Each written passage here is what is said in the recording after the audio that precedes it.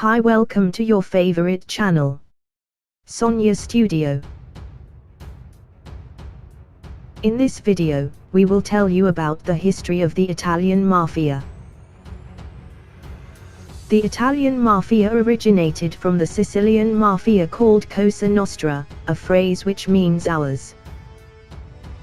Cosa Nostra is an association of criminal syndicates known for extortion, protection, alcohol and drug smuggling,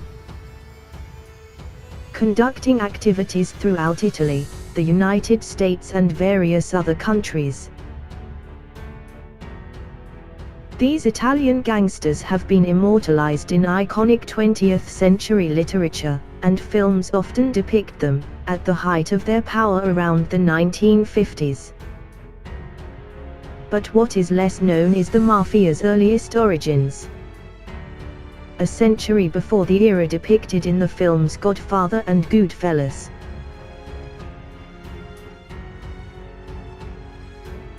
In 1972, the Italian journalist Luigi Barzini said that the history of the Mafia comes from the southernmost region of Italy.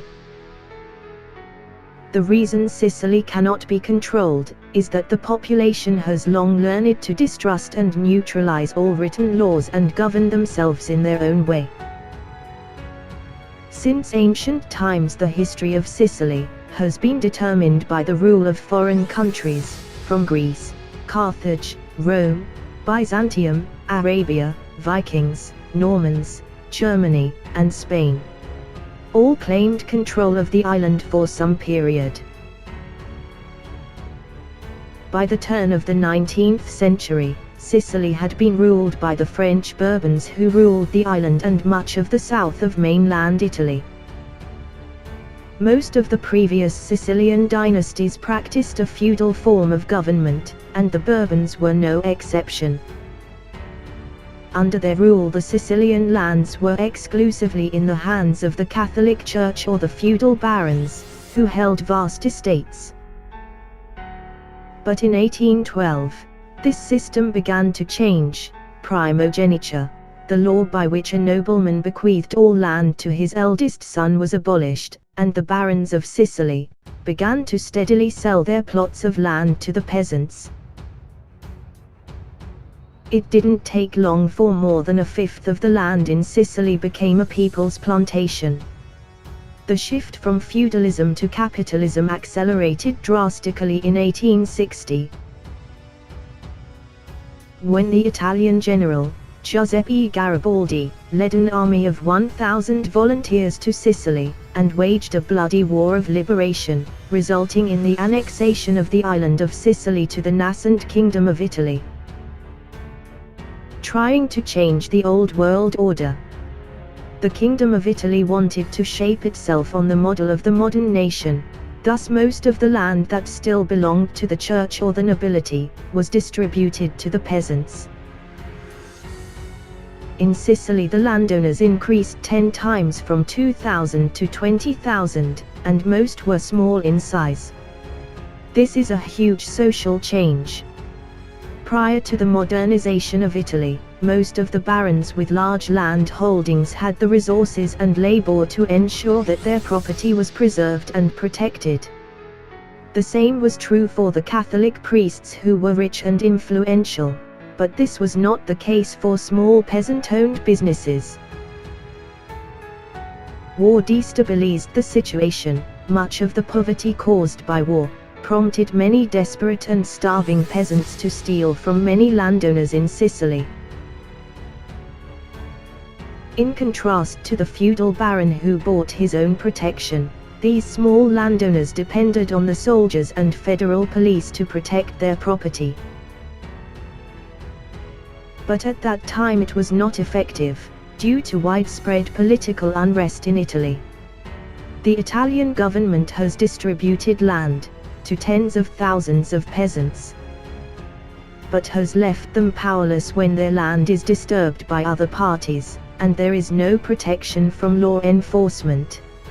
In exchange for the presence of law enforcement, landowners are forced to turn to the private sector. They hire thugs to protect their property.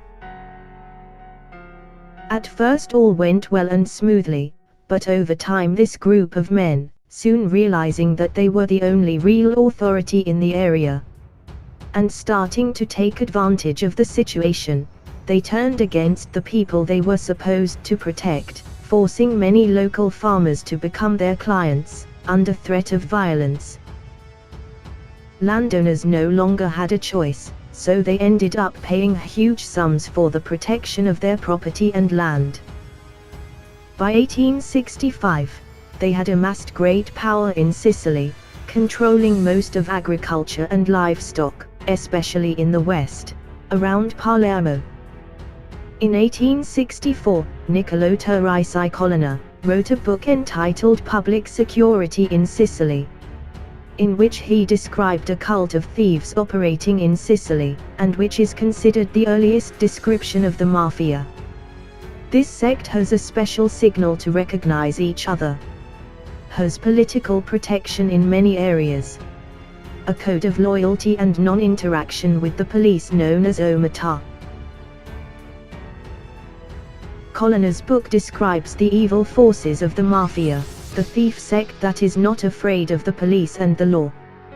They are not afraid of the courts because of their ability to pressure any witness to be silent. In fact, any civilian who is caught approaching the military or police will be arrested or executed. This is the practice of breaking the law between law enforcement and Sicilians. They also instilled a law known as humility, whereby the mafia forced total devotion and respect from the peasants they controlled. The extortionists of Cosa Nostra have evolved into a dangerous cult, one that has permeated every aspect of Sicilian society. These mafias have become a separate cluster in Sicilian society at that time. Many of their rituals still exist to this day. At the ritual of recruiting new members, they must prick their fingers, and smear their blood on the image of a Christian saint and then burn the image to bind eternal loyalty and symbolize death for every traitor of the organization. The principle that had emerged decades earlier was omertà, derived from the word umiltà, which means humility. Omertà is a law that compels every member of the mafia to never talk about their organization to anyone outside their circle, and death threats for those who violate it. Turrisi Colonna, the man who first brought the mafia to the attention of the public some 20 years earlier, was elected mayor of Palermo in 1881. Colonna was supposed to be a staunch opponent of Sicily's criminal rulers, but in fact after reaching power, Colonna instead became the mafia's protector from law, even employing mafia members as subordinates. Colonna is just one of those political figures who use the mafia to gain power. With the ability to attract politicians to become their allies, this is the key to their strategy in the years to come. The Times said that these gangsters were an intangible sect, whose organization was as perfect as the Jesuits or the Freemasons. And the secret is hard to crack. From here, we enter an era that is more widely known through Hollywood mafia movies. Between the 1880s and 1930s, 1 million Sicilians migrated to the United States, and of course mafia went with them. Then in the Prohibition era of liquors, in the 1920s, mafia organizations became bigger, in the United States, because they made a lot of money from smuggling of liquors, and then developing into prostitution and drugs. Cosa Nostra of America operates independently of their Sicilian cousins. They share the same shadow and blood rituals. The mafia faction would continue to hold Sicily in its grip until the Max trials, a criminal trial against the Sicilian Mafia that took place in Palermo from 1986 to 1992. When 474 high-ranking mafias were tried and imprisoned by the Italian government. To carry out this trial, the Italian government had to build a special room shaped like a bunker with fully armed guards stationed in every corner of the room, to prevent mafia sabotage. Maxi Trials is responsible for ending Cosa Nostra's 150-year history of ruling Sicily.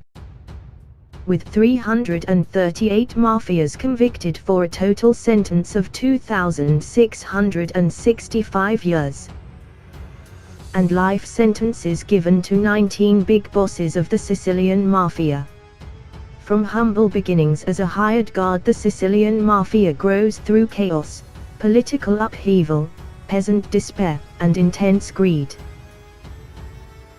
That's the end of this video. Hope you like it. Don't forget to like, comments and subscribe to Sonia Studio. Thank you.